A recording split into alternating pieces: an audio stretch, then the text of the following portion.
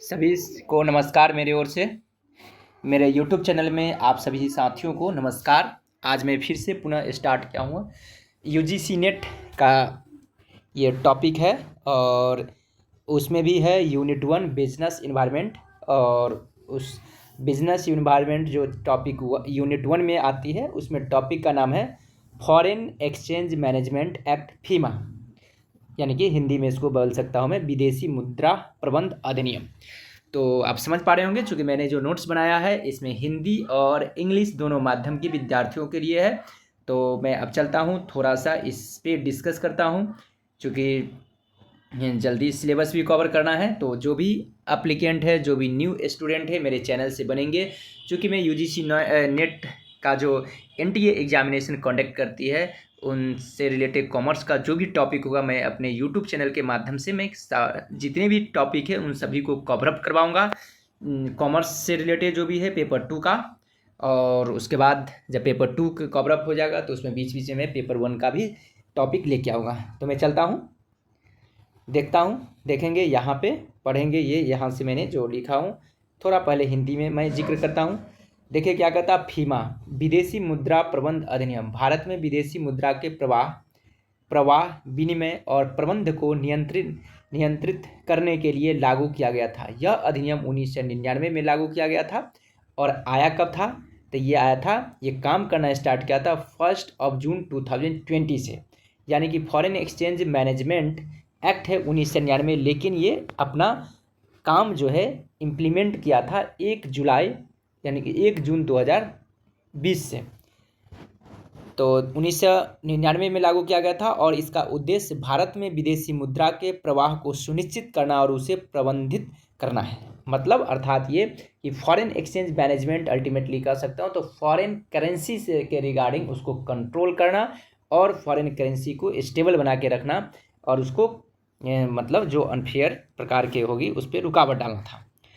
अब थोड़ा सा मैं इंग्लिश में पढ़ रहा हूँ, देखेंगे कहता the foreign exchange management act FEMA came into effect on the 1 June 2020। तो इस चीज़ को डेट वगैरह को आप याद करते चलेंगे, क्योंकि यहाँ से यहाँ देखेंगे 1 जून 2000 replacing the foreign exchange regulation act फेरा।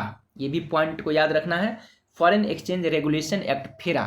कभी कभी पूछ सकती है फीमा किसके जगह पे आया, किसको रिप्लेस करके आया, तो फेरा का फॉरेन एक्सचेंज रेगुलेशन एक्ट। ठीक है। The intention of the foreign exchange management act are to perhaps revise and unit law that related to transactions of foreign exchange and encourage orderly maintenance and development of the foreign exchange market in India, जिससे कि अपना foreign exchange market जो है उसको maintain करना और उसको develop करना, यानी कि फॉरेन एक्सचेंज मार्केट को। FEMA is not a restrictive as some of the FERA की तरह ये रेस्ट्रिक्टिव नहीं था। Regulations and is in line with India's economic liberalisation policy. ठीक है। अब चलता हूँ मैं इसका ऑब्जेक्टिव का मैं बात करता हूँ, डिस्कशन करता हूँ। देखेंगे इसका ऑब्जेक्टिव क्या है, तो यहाँ पे देखेंगे इसका ऑब्जेक्टिव के बारे में बता रहा है। ठीक है। तो इस आर्टिकल को पढ़ेंगे, देखिए क्या कहता है। The foreign exchange management act aims to provide systematic support for the exchange of foreign currency. ये फॉरेन करेंसी एक्सचेंज को सिस्टमेटिक वे से क्या करता है, सपोर्ट करता है। FEMA aims to consolidate and revise the previous foreign exchange regulation act FERA to enhance foreign trade activities and simultaneously foster a healthy foreign exchange market within the country. It's impose regulation but such that facilitate trade and exchange management. Its objective are facilitating। ठीक ना, इसका objective इस प्रकार से है जो देखेंगे। यहाँ से कहता है external trade and payment. FEMA first objective is to simplify and facilitate international trade activities and transaction. जैसे करेंट अकाउंट इसमें होती है, कैपिटल अकाउंट, कन्वर्टेबिलिटी होते हैं, इन तमाम चीज़ों को ये देख रेख करती है। Promoting orderly development of the foreign exchange market. Foreign exchange market को भी प्रमोट और डेवलपमेंट करती है। FEMA's second goal is to ensure that the systematic growth, stability and regulation of India's foreign exchange market. ठीक है, अब थोड़ा हिंदी में देखता हूँ मैं।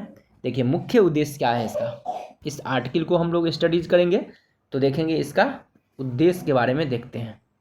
ठीक है, कहता विदेशी मुद्रा का विनिमय और प्रबंध के लिए नियम बनाना, भारत में विदेशी मुद्रा बाजार के सुरक्षित और व्यवस्थित संचालन को सुनिश्चित करना, भारतीय अर्थव्यवस्था को विदेशी मुद्रा संकट से बचाना, विदेशी निवेशकों के लिए उपयुक्त वातावरण बनाना है। यानी कि फॉरेन से रिलेटेड ऐसे समझेंगे कि फॉरेन मतलब करेंसी से रिलेटेड, उसको कंट्रोल करना, उसको विनिमय मतलब एक्सचेंज करना, उसको मैनेजमेंट करना, उसके लिए वो नियम बनाती है, मतलब एक रूल्स फ्रेम करती है। ठीक है, उसके बाद भारत में विदेशी मुद्रा बाजार के सुरक्षित और व्यवस्थित संचालन को सुनिश्चित करना, उसको कंट्रोल करता है।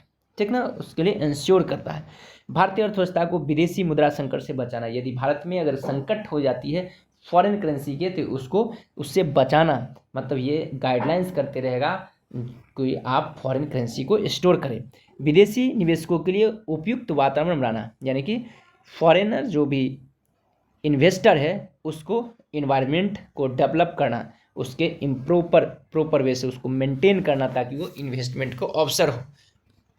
ठीक है, उसके बाद देखेंगे नेक्स्ट टॉपिक, फीमा के मुख्य प्रावधान क्या है। एक में विदेशी मुद्रा का विनिमय करना, देखेंगे भारतीय रिजर्व बैंक आरबीआई को विदेशी मुद्रा के प्रवाह को विनियमित करने का अधिकार है। विदेशी मुद्रा का लेन देन केवल आरबीआई और सरकार की अनुमति से किया जा सकता है। ठीक है, दूसरा विदेशी मुद्रा लेन देन फॉरेन एक्सचेंज ट्रांजेक्शन्स, केवल उन लेन देनों की अनुमति है जो नियत उद्देश्य के लिए है, जैसे व्यापार, निवेश, यात्रा, शिक्षा आदि। बिना अनुमति के विदेशी मुद्रा का कारोबार करना अवैध है। ठीक है, विदेशी निवेश, फीमा के तहत भारतीय कंपनियों में विदेशी निवेश के लिए नियम बनाए गए हैं।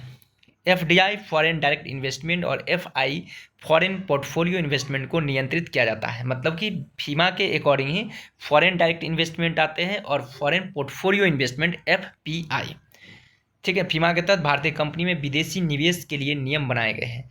फॉरेन किसी भी प्रकार के प्रतिबंध, कहता है अगर कोई व्यक्ति फीमा के तहत निर्धारित नियमों का उल्लंघन करता है तो उस पर जुर्माना या दंड लगाया जा सकता है। ठीक है, विदेशी मुद्रा की तस्करी या गलत इस्तेमाल करने पर कड़ी कार्रवाई की जाती है। ठीक है, आरबीआई की भूमिका, आरबीआई का मुख्य कार्य विदेशी मुद्रा विनिमय और लेन देन की निगरानी करना है और इसके तहत सभी भुगतान और लेन देन के रिकॉर्ड्स रखना अनिवार्य है। ठीक ना, फीमा और फेरा फॉरेन एक्सचेंज रेगुलेशन एक्ट के बीच अंतर क्या है तो देखेंगे। फेरा 1973 में लागू हुआ था और यह विदेशी मुद्रा के साथ किए गए लेन देनों को कड़े नियमों के तहत नियंत्रित करता था। इसका उद्देश्य भारतीय मुद्रा और विदेशी मुद्रा का संरक्षण था। मतलब कह सकते हैं कि फेरा जो था फॉरेन रेगुलेशन एक्ट में ये थोड़ा सा रेस्ट्रिक्टिव रूल्स था। ठीक ना, लेकिन फीमा में थोड़ा सा लिबरलाइज कर दिया गया सिस्टम। फीमा 1999 में लागू हुआ और यह विदेशों से मुद्रा के प्रवाह को नियंत्रित करने के लिए अधिक लचीला और व्यावसायिक दृष्टिकोण अपनाता है। फीमा के तहत कुछ महत्वपूर्ण प्रावधान क्या है वो देखेंगे। फीमा 1999 के तहत विदेशों में भारतीय द्वारा निवेश करना और विदेश से निवेश प्राप्त करना अधिक सुलभ हो गया है। विदेशी यात्रा, शिक्षा, चिकित्सा, उपचार और अन्य व्यक्ति खर्चों के लिए विदेशी मुद्रा प्राप्त करना एक नियत सीमा तक वैध है। फीमा का उद्देश्य भारतीय रुपये की स्थिरता और देश के विदेशी मुद्रा भंडार की रक्षा करना है। यह भारतीय अर्थव्यवस्था में वैश्विक निवेश को आकर्षित करने में सहायक है। तो इस तरह से मैं कह सकता हूँ कि ये एक आपको एक मोस्ट इम्पोर्टेंट टॉपिक है और फेरा का जो टॉपिक था फीमा का मैंने इस वीडियोज़ में, इस क्लासेज में मैंने कवरअप करवाया। तो इस तरह से जो भी यूजीसी नेट का प्रिपरेशन करने वाले जो न्यू स्टूडेंट है, जो मेरे चैनल पे नए हैं, प्लीज़ आप सब्सक्राइब करेंगे, ज़्यादा से ज़्यादा इस चैनल को शेयर करेंगे, लाइक करेंगे और आप लोग जुड़ेंगे ताकि मैं जितने भी यूजीसी नेट से रिलेटेड टॉपिक है उन तमाम टॉपिक को अपने चैनल के माध्यम से मैं कवरअप करवाऊंगा।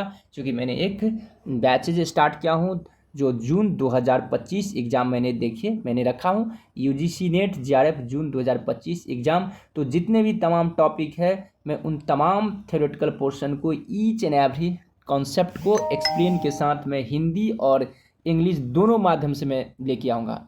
चूँकि हिंदी और इंग्लिश दोनों माध्यम से क्या होते हैं, बहुत सारे स्टूडेंट हैं जो इंग्लिश में है तो वो हिंदी में बनाता हूँ तो हताश हो जाते हैं, और जो हिंदी माध्यम के विद्यार्थी और इंग्लिश में लेके आता हूँ तो उनको प्रॉब्लम होती है। तो इसलिए मैं दोनों माध्यम से लेके आया हूँ ताकि किन्हीं को किसी प्रकार के प्रॉब्लम नहीं होंगे।